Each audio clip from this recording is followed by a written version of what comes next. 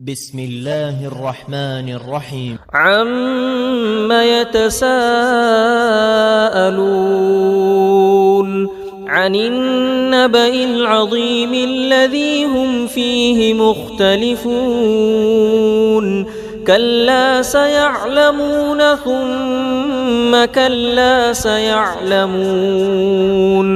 ألم نجعل الأرض مهادا والجبال أوتادا وخلقناكم أزواجا وجعلنا نومكم سباتا وجعلنا الليل لباسا وجعلنا النهار معاشا وبنينا فوقكم سبعا شدادا وجعلنا سراجا وهاجا وأنزلنا من المعصرات ماء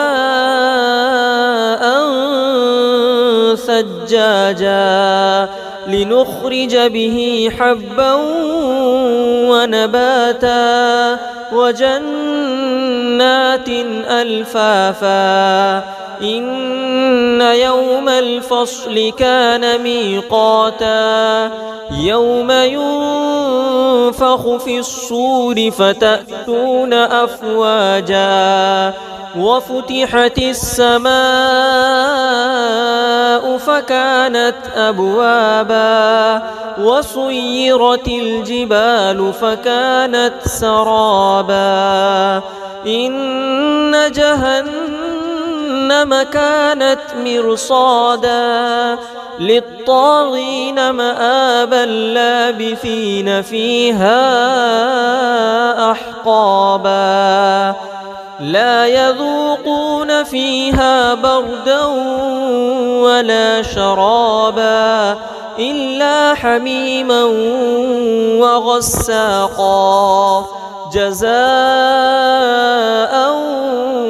وفاقا إنهم كانوا لا يرجون حسابا وكذبوا بآياتنا كذابا وكل شيء أحصيناه كتابا فذوقوا فلن نزيدكم إلا عذابا إن للمتقين مفازا حدائق وأعنابا وكواعب أترابا وكأسا دهاقا لا يسمعون فيها لغوا ولا كذابا جزاء من ربك عطاء حسابا رب السماوات والأرض وما بينهما الرحمن لا يملكون منه خطابا يوم يقوم الروح والملائكة صفا لا يتكلمون إلا من أذن له الرحمن وقال صوابا ذلك اليوم الحق فمن شاء اتخذ إلى ربه مآبا إنا أنذرناكم عذابا قريبا يوم ينظر المرء ما قدمت يداه